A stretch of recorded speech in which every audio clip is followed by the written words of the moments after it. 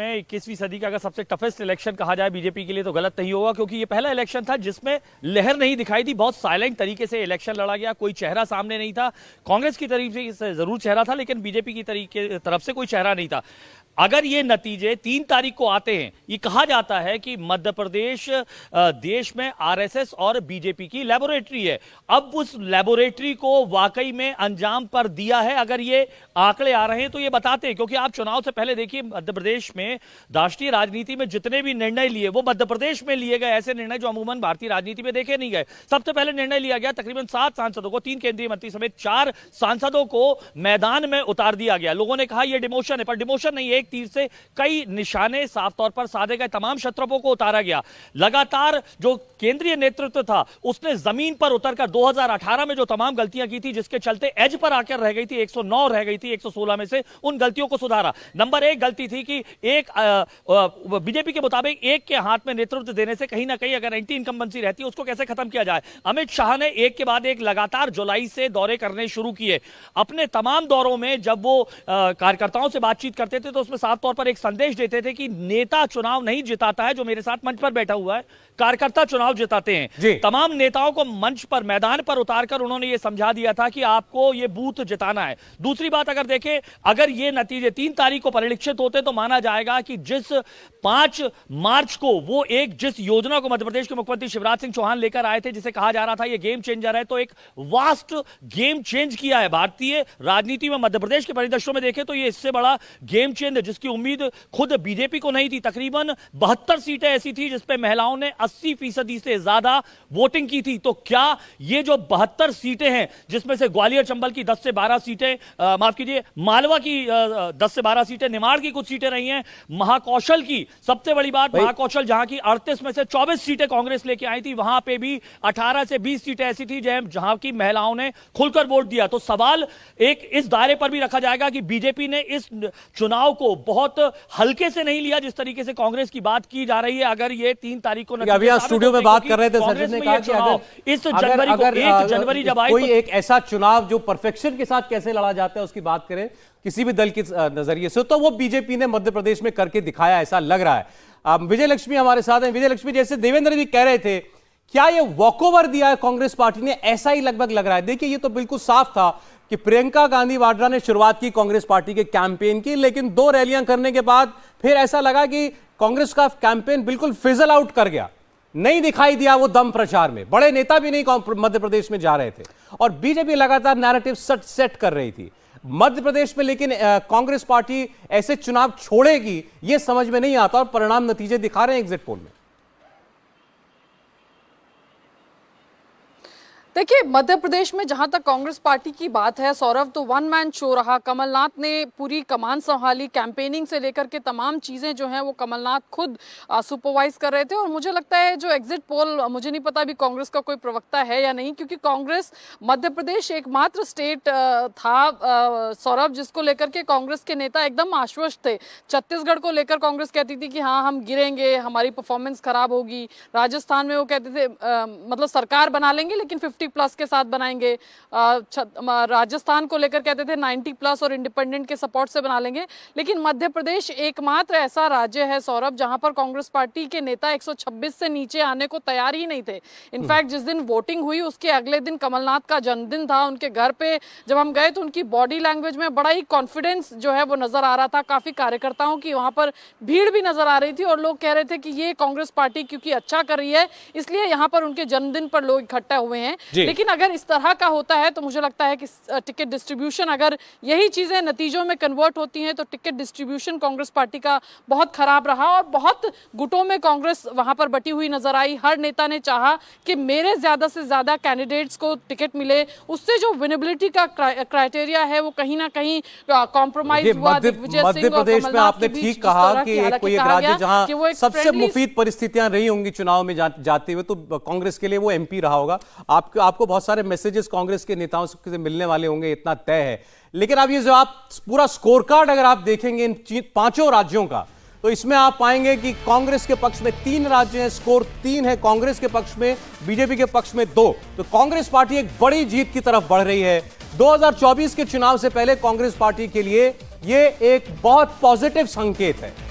चुनाव में जाते हुए 3 बड़े राज्यों के अंदर कांग्रेस पार्टी की सरकार बन सकती है, राजस्थान के अंदर, छत्तीसगढ़ के अंदर और तेलंगाना के अंदर। यानी उत्तर में भी और दक्षिण में भी कांग्रेस पार्टी को बड़ी कामयाबी हासिल होती हुई दिखाई दे रही है। राजस्थान में अशोक गहलोत की वापसी हो सकती है, छत्तीसगढ़ के अंदर भूपेश बघेल दोबारा मुख्यमंत्री बन सकते हैं और तेलंगाना के अंदर भी कांग्रेस पार्टी पहली बार सरकार बनाने में कामयाब हो सकती है। बीजेपी की बात कीजिए, मध्य प्रदेश एक बहुत बड़ी कामयाबी भारतीय जनता पार्टी के लिए है, लेकिन अगर बड़े राज्यों में अगर आप देखेंगे तो स्कोर कार्ड 3-1 आपको दिखाई देगा। इस लिहाज से अगर ये वाकई सेमीफाइनल है 2024 का, तो ये कांग्रेस पार्टी के पक्ष में जाता हुआ दे रहा है राहुल महाजन जी। क्या इसका कोई क्लियर संकेत 2024 के लिए है? देखिए, मुझे लगता है कि जो राज्य के चुनाव होते हैं, जो विधानसभा चुनाव होते हैं, वो कोई केंद्र के चुनावों से कोई उसका संकेत नहीं होते हैं। मेरा ये पर्सनल मानना है। केंद्र में अलग जो इश्यूज होते हैं वो अलग हो जाते हैं। अगर आप पिछले चुनावों को 2019 के चुनावों को भी देखें तो कोई राज्य के इश्यूज जो थे वो कोई केंद्र में नहीं गए थे। केंद्र के इश्यूज अलग थे कि जो भारत की सुरक्षा है वो एक इशू था, जो स्कीम्स हैं जो नेशनल लेवल पर जो है बीजेपी ने स्कीम्स जो फ्लोट की थी वो बड़े इशू थे। ये मैं हरगज नहीं मानता कि केंद्र जब जब होता है तो बड़े मुद्दों पे ये होता बात है। आपकी ठीक है। एक खास बात और होती है कि कौन ऐसा व्यक्ति है जो एक देश को आगे लेके जा सकता है, ये एक बड़ा फैक्टर होता है। ऐसे में नरेंद्र मोदी किसी भी और नेता पे भारी पड़ते हैं, तो ये भी एक फैक्टर जो है वो केंद्र के चुनावों में आपने बिल्कुल ठीक कहा। इसको और पर्सपेक्टिव में रखते हुए 2018 में इन्हीं चारों राज्यों का आप नतीजा देखिए, चारों राज्यों में भारतीय जनता पार्टी हारी थी, फिर भी 2024 में अभूतपूर्व मैंडेट मिला नरेंद्र मोदी के नाम पर, उनके चेहरे पर, उनके काम पर। तो ऐसा नहीं है कि पहले हार के बाद लोकसभा के चुनाव में जाते हुए कुछ अनहोनी हुई बीजेपी के साथ, ये भारतीय जनता पार्टी कहेगी। लेकिन जो इंडिया अलायंस या कांग्रेस पार्टी है, उनकी कोशिश ये है कि जहां जहां आपकी सरकार बन जाए, 2-2, 5-5, 7-7 सीटें भी अगर बीजेपी की टैली से कम होती हैं तो वो उनके लिए एक बड़ी कामयाबी। मैं आपको एक और चीज बताता हूं कि देखिए, लोकसभा चुनावों में वो राज्य भी जहां पे कांग्रेस की सरकारें थी, वहां पे भी बीजेपी ने लोकसभा चुनावों में अच्छा किया, वहां पे उनको नंबर्स मिले। ऐसा नहीं है कि, इसीलिए मैं कहता हूं कि जो राज्य का चुनाव है राज्य के मुद्दों पे होता है, राज्य में क्या हो रहा है, वहाँ पानी के मुद्दे होते हैं, वहाँ पर सुरक्षा के मुद्दे होते हैं, वहाँ पर महिला सुरक्षा या जो स्थानीय मुद्दे होते हैं कि किसान को जो उसकी क्रॉप का प्राइस मिला नहीं मिला, ये सारे बहुत सारे मुद्दे होते हैं जो वहाँ के मुद्दे होते हैं जिस पे चुनाव लड़ा जाता है। तो ये 24 का कोई आप सेमीफाइनल जैसी बात नहीं मानते आप? समीर जी, 24 में तो कोई दो राय नहीं कि प्रधानमंत्री मोदी का चेहरा रहेगा और उनके सामने मतलब कांग्रेस का ये भारतीय जनता पार्टी कांग्रेस का अच्छा प्रदर्शन भी उनके सामने टिक नहीं पाएगा। लेकिन एक बात है कि कांग्रेस का ये बेहतर प्रदर्शन इंडिया गठबंधन में कांग्रेस की स्थिति को मजबूत करेगा और अब कांग्रेस का दावा बन जाएगा कि वो अपने टर्म्स के ऊपर राज्यों के अंदर गठबंधन कर सकता है। अखिलेश यादव को इस बात का प्रेशर रहेगा कि उत्तर प्रदेश में कांग्रेस को स्पेस देना पड़ेगा, नीतीश कुमार पे इस बात का प्रेशर रहेगा, ममता बनर्जी के ऊपर इस बात का प्रेशर रहेगा और ये बात तय है कि इसके बाद कांग्रेस का मॉरल बहुत बढ़ेगा और इंडिया गठबंधन एक चुनौती के रूप में बनने की कोशिश करेगा और कांग्रेस उसके अंदर एक बड़ी लीड लेने की तैयारी में। राहुल गांधी का कद बढ़ेगा? हाँ, कांग्रेस का कद बढ़ेगा, उसमें फिर मतलब खड़गे का बढ़े, राहुल गांधी का बढ़े और राहुल गांधी का निश्चित रूप से कद बढ़ेगा और बेसिकली कांग्रेस एक बड़ी पार्टी बनकर उभरेगी इंडिया गठबंधन के अंदर और उसके जो सहयोगी दल है, जो चाहे अरविंद केजरीवाल हो, चाहे ममता बनर्जी हो, चाहे नीतीश कुमार हो, चाहे अखिलेश यादव हो, चाहे स्टालिन हो, इन सबको कांग्रेस को स्पेस देना पड़ेगा। जब वो सीटों का बंटवारा करने के लिए बैठेंगे तो कांग्रेस की बार्गेन पावर बिल्कुल निश्चित रूप से बढ़ेगी। ठीक, समीर माफ कीजिएगा, सज्जन, क्या है इसमें 24 के लिए कोई ट्रेंड है या बिल्कुल जुदा होते हैं दोनों किस्म के चुनाव, लोकसभा और विधानसभा के? नहीं, देखिए, परसेप्शन के लेवल पे देखें, धारणा के स्तर पे देखो तो निश्चित तौर पे कांग्रेस को एक मोमेंटम मिलेगा, उसकी बार्गेनिंग लेवरेज बढ़ेगी। कोई बीआरएस का हारना ये होगा कि एक थर्ड फ्रंट जो कि इंडिया एक्सपेरिमेंट को फ्रस्ट्रेट करता, वो नहीं हो पाएगा। लेकिन अगर ग्राउंड पे देखें तो कोई लिंक नहीं है। आधे से ज्यादा जो एंटी बीजेपी वोटर हैं प्रदेशों में, अगर उनकी बात करें तो 24 को लेकर उनमें एक स्पष्टता है कि वो बीजेपी मोदी के चेहरे पे वोट करेंगे। मुझे बिल्कुल नहीं लगता है परसेप्शन वार में कांग्रेस को मोमेंटम मिलेगा, ग्राउंड पे कोई बहुत ज्यादा बेनिफिट होगा, ऐसा आज की तारीख में नहीं दिख रहा है। जी, तो ये देखिए स्कोर कार्ड जो आपको दिखा रहा है, ये 3 बड़े राज्यों में कांग्रेस पार्टी की सरकार बनते हुए, जैसे मैंने पहले आपसे कहा, इसमें दक्षिण का भी एक राज्य है और उत्तर के भी 2 राज्य बनते कांग्रेस पार्टी के पास जाते हुए जो है वो दिखाई दे रहे हैं। वो वोटर जो शायद राज्यों में क्षेत्रीय दलों की तरफ चला जाता था, 2024 की मैं बात कर रहा हूं, क्या अब उसको स्पष्ट दिखाई देगा कि भारतीय जनता पार्टी को, नरेंद्र मोदी को चुनौती देने वाली पार्टी सिर्फ कांग्रेस पार्टी है? वो मुसलमान वोट हो या और कोई वोट हो जिसको आप लोग स्विंग वोट कहते हैं, क्या वो अट्रैक्ट होगा कांग्रेस पार्टी की तरफ? बिल्कुल होगा। देखिए, आप पूरा जो 2024 हम लोग धीरे धीरे एनालिसिस करेंगे तो आप देखेंगे कि लोगों ने ये मान लिया है कि नरेंद्र मोदी और राहुल गांधी में से उनको चुनाव करना है। तो आप देखिए, जो वहाँ तेलंगाना में जो चुनाव हुआ है वहाँ पे आप देखेंगे, वहाँ पे जो पार्टी लीडिंग है उसको दिया। हालांकि बीजेपी पहले बहुत अच्छा मेहनत करी थी, वहाँ पे बीजेपी ने एक तरह का पूरा आप देखेंगे ना, तेलंगाना में आज जो कांग्रेस इतनी बड़ी जीत की तरफ बढ़ी है उसमें बीजेपी का भी योगदान है। बीजेपी ने वहाँ पे 1-2 साल 3 साल पहले से वहाँ पे जो बंदी संजय कुमार, उन्होंने पूरी की पूरी तरह एक्सपोज कर दिया था केसीआर को और एक बड़ा नेटवर्क खड़ा कर दिया था। लेकिन ऑर्गेनाइजेशन जो एक कहते हैं ना, उसके वजह से वो उनको हटाएगा और इसके वजह से बीजेपी पीछे रहेगी और कांग्रेस एक डिफॉल्ट बेनिफिशियरी वहां बन के उभरी है, जिसके वजह से आप देखेंगे नॉर्थ ईस्ट में, हालांकि नॉर्थ ईस्ट में हम लोग ज़्यादा डिस्कस नहीं करें, लेकिन नॉर्थ ईस्ट में हो सकता है कांग्रेस वहां भी सरकार बना ले। आप साउथ में देखिए, यहाँ पे नॉर्थ में देख लीजिए, तो एक बहुत बड़ी चैलेंज बीजेपी के लिए भी होगी 2024 में। हालांकि जो लोकसभा के चुनाव होंगे वो अलग मुद्दे पे होंगे, लीडरशिप पे होंगे। लीडरशिप बहुत बड़ी इंपॉर्टेंट है। बीजेपी आज जहां भी पीछे आपको दिख रही, चाहे राजस्थान में जो बीजेपी आज पीछे दिखे, उसका एक बहुत बड़ा फैक्टर हुआ कि बीजेपी लीडरशिप क्रिएट नहीं कर पाई। उसी तरह छत्तीसगढ़ में क्रिएट नहीं कर पाई। लेकिन लोकसभा इलेक्शन में उनके पास एक एडवांटेज है कि उनके पास नरेंद्र मोदी जैसा फेस है, जो 10 साल का एक ट्रैक रिकॉर्ड भी है कि उन्होंने वो चीजें डिलीवर किया है जो लोग इस देश में चाहते थे। इसीलिए लोकसभा चुनाव जो 2024 होगा उसमें कांग्रेस एक बहुत बड़ी इंपॉर्टेंट रोल प्ले की। और मेरे ख्याल से आज के नाइट में कम से कम ममता बनर्जी और नीतीश कुमार को नींद नहीं आने वाली। नहीं, अगर आप बीजेपी की बात करते हैं तो ये स्कोर कार्ड कुछ भी दिखा रहा हो, 3 कांग्रेस की तरफ है, एक ही बड़ा राज्य भारतीय जनता पार्टी एमपी वो जीतती हुई दिखाई दे रही है।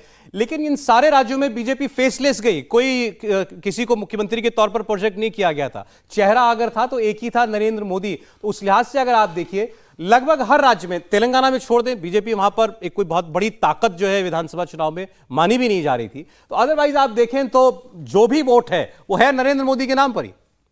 देखिए, एक तो बीजेपी ये भी कोशिश कर रही है, जो लोग बीजेपी को ऑब्जर्व करते हैं, बीजेपी ये भी कोशिश कर रही है कि उसका नया नेतृत्व जो है राज्यों में वो उभर के सामने आए। और उसकी कोशिश भी इसमें दिखाई देती है जब वो किसी एक व्यक्ति के नाम पर या एक व्यक्ति के फेस पर जो है वोट नहीं मांगती है। तो वो प्रधानमंत्री नरेंद्र मोदी के नाम पे वोट मांगती है और प्रधानमंत्री नरेंद्र मोदी भी कहते हैं कि इस बार जो जिसके नाम पे आप वोट दीजिए वो कमल के नाम पे वोट दीजिए, वो अपने नाम पे भी नहीं मांगते हैं। तो एक बीजेपी के सामने चुनौती भी है कि वो राज्यों में अपनी जो सेकंड रंग लीडरशिप है, जो राज्यों को आगे बढ़ाएगी, बीजेपी को राज्यों में आगे बढ़ाएगी, वो उसको उभारना चाहती है और वो भी कोशिश कहीं ना कहीं दिखाई देती है। चाहे अगर हम ये भी देखें कि जिस तरह से एमपीज को चुनावों में उतारा गया, जिस तरह से दूसरे नेताओं को चेंजेस जो किए गए, चाहे वो आप तेलंगाना में ही देखिए जो चेंज किया गया वहाँ पे अध्यक्ष का, तो ये सारे उस ओर संकेत हैं कि नई लीडरशिप आ गया है। इसमें सौरभ जी, मेरा यह कहना है कि बीजेपी की एक बड़ी गलती ये रही कि आपके पास स्थापित नेता थे प्रदेश के अंदर, आपने उनको स्पेस नहीं दिया। अगर वसुंधरा को ये पहले स्पेस दे देते, मुख्यमंत्री का चेहरा घोषित कर देते, उसको लीडरशिप में लेके आते, तो मुझे लग रहा है कि राजस्थान में भारतीय जनता पार्टी और बेहतर करती। छत्तीसगढ़ में आप रमन सिंह को ले लेते, मध्य प्रदेश में शिवराज सिंह चौहान इतना लोकप्रिय लीडर है, पिछड़ों के नेता रहे, आप उन्हें और मुख्यमंत्री चेहरा घोषित कर देते तो भारतीय जनता पार्टी और बेहतर करती है। हालांकि मध्य प्रदेश में भारतीय जनता पार्टी बहुत बेहतर कर रही है, लेकिन भारतीय जनता पार्टी के पास जहां नेता होने के बाद भी आपने उनको पीछे रखा और मोदी को आगे किया, तो ये सबक है भारतीय जनता पार्टी के लिए कि मोदी कितने भी लोकप्रिय हो, प्रदेश के अंदर आपको एक चेहरा लगेगा जो आपकी गाड़ी को प्रदेश में खींच सके। जैसे उत्तर प्रदेश में योगी पार्टी को खींचते हैं, प्रदेश में आपको एक नेता लगेगा सिर्फ मोदी के नाम पर।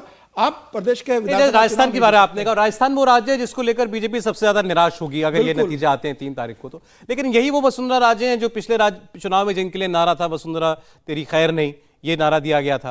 और ये कहना कि उनको प्रोजेक्ट करते तो बीजेपी शायद बेहतर कर लेती। कोई थंब रूल नहीं है कि आप एग्जैक्टली नेता बहुत है राजस्थान में, नेता बहुत है आपके पास, आप वसुंधरा को नहीं करते, किसी और को प्रोजेक्ट करते। मुझे लग रहा है आप एक लीडरशिप एमपी में आपका वो कार्ड चल गया, आपने चेहरा नहीं दिया, जनता को ये लगा कि भाई ये भी बन सकता है, ये भी बन सकता है, ये भी बन सकता है अगर जीते। देखिए, हरियाणा में भी ये कार्ड चला था। ऐसा नहीं है कि ये बाकी उन्होंने राज्यों में ये टेस्ट किया हुआ है कि अगर आप कोई चेहरा नहीं भी देते हैं तो भी जो है बीजेपी संगठन के नाम पर और बीजेपी के नाम पर वोट होता है। मैं आपके सामने अब यक्ष प्रश्न रख देता हूं। 2024 में भारतीय जनता पार्टी के लिए कोई खतरा है क्या? नरेंद्र मोदी की तीसरी बार प्रधानमंत्री चुनकर आने में आप इन चुनावों की दृष्टि से कोई रोड़ा देखते हैं क्या? आपके खुद ही सर्वे जो होंगे उसमें भी ये दिखाएंगे कि नरेंद्र मोदी बाकी नेताओं से कितना आगे हैं अगर प्रधानमंत्री का चुनाव करना हो। अगर आप सर्वे करें तो भी आपको दिखाई देगा, जो पीछे अखबारों में या बाकी सब उसमें भी सर्वे आए उसमें प्रधानमंत्री बहुत आगे हैं।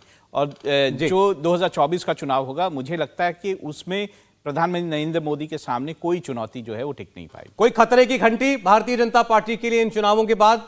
देवेंद्र? निश्चित तौर पर नहीं सौरभ, और आप हमने देखा है पहले भी कि नरेंद्र मोदी के लिए वोट करना और नरेंद्र मोदी के कहने पे वोट करना कई जगह फ़र्क आ जाता है। नरेंद्र मोदी के लिए जब आप वोट करते हैं तो उसमें आप देखें तो प्रधानमंत्री मोदी का अपना वोट बैंक 8-10% का अतिरिक्त होता है, जो कि दूसरे कास्ट के वोटर होते हैं, जो कि आमतौर पर अगर बीजेपी को नहीं भी देते हैं वहाँ पर वो सेंधमारी हो जाती है नरेंद्र मोदी के चलते। तो इस चुनाव में को लेकर 2024 को खतरे की घंटी के तौर पर देखना निश्चित तौर पर और राजनीतिक तौर पर ठीक नहीं होगा। लेकिन एक दूसरी समस्या ये ज़रूर है कि बीजेपी के तौर पर देखें तो आप चुनाव जीतते हैं अपने जोश, अपने उत्साह, अपनी ताकत के साथ साथ सामने वाले की निराशा, सामने वाले की कमजोरी पर भी। यहाँ पर कांग्रेस पार्टी अगर इतना अच्छा कर रही है तो इसमें तो कोई दो राय नहीं कि उनके कार्यकर्ता ज़्यादा उत्साहित होंगे, उनके पास ज़्यादा संसाधन आएंगे, वो ज़्यादा मजबूती से आपके सामने आएंगे, तो वहाँ पर मुकाबला तो टफ होगा ही। और राजस्थान में अगर पार्टी इस प्रकार से ऐसे आज जो हम नतीजे दिखा रहे हैं, अगर यही 3 दिसंबर को आ रहे हैं तो निश्चित तौर पर पार्टी के स्ट्रेटजी के लिहाज से भी एक बहुत बड़ा झटका होगा सौरभ, और ये सारी चीज़ें निश्चित तौर पे एक रीथिंक करने का मौका देंगी।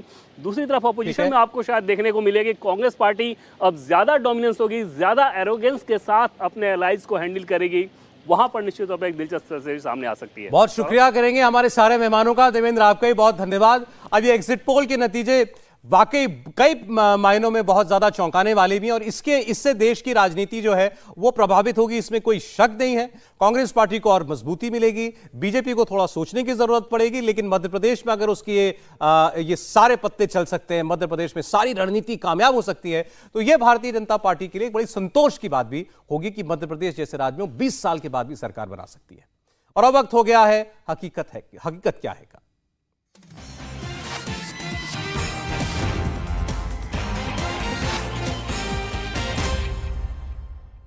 आज का एग्जिट पोल भूचाल लाने वाला रहा। बीजेपी को बहुत बड़ा झटका लगने वाला है और अगर ऐसे नतीजे ही आते हैं तो बीजेपी का कैलकुलेशन गड़बड़ा सकता है। आज के आंकड़ों के मुताबिक अगर मध्य प्रदेश को छोड़ दें तो बीजेपी राजस्थान हार रही है, छत्तीसगढ़ हार रही है, तेलंगाना में तो बीजेपी आ ही नहीं रही। ऐसा क्यों हुआ?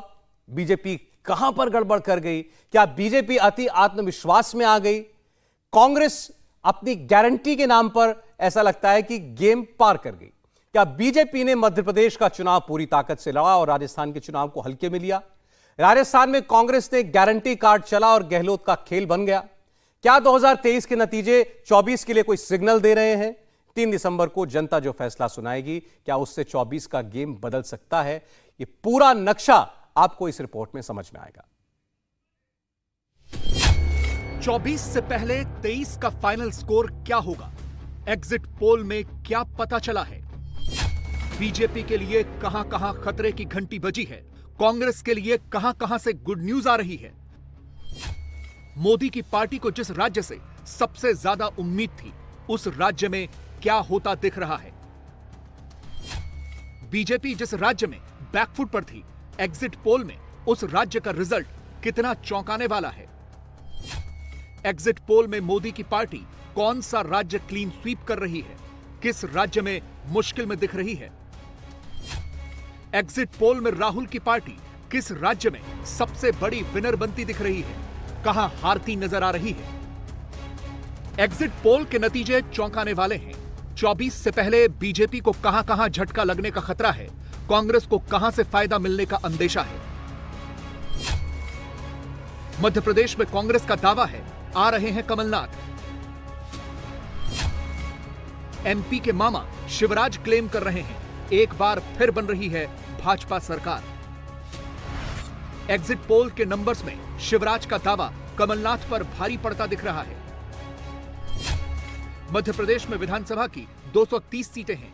2018 के चुनाव में यहां कांटे की टक्कर हुई थी, बीजेपी 109, कांग्रेस 114 सीटों पर थी, मगर इस बार पूरा गेम पलट गया है। इंडिया टीवी सीएनएक्स के एग्जिट पोल के मुताबिक मध्य प्रदेश में मोदी का तूफान आया है। रिजल्ट बिल्कुल गुजरात वाले पैटर्न की ओर जाता दिख रहा है। बीजेपी 5वीं बार मध्य प्रदेश में सरकार बना सकती है और ऐसा वैसा नहीं, प्रचंड बहुमत ला सकती है।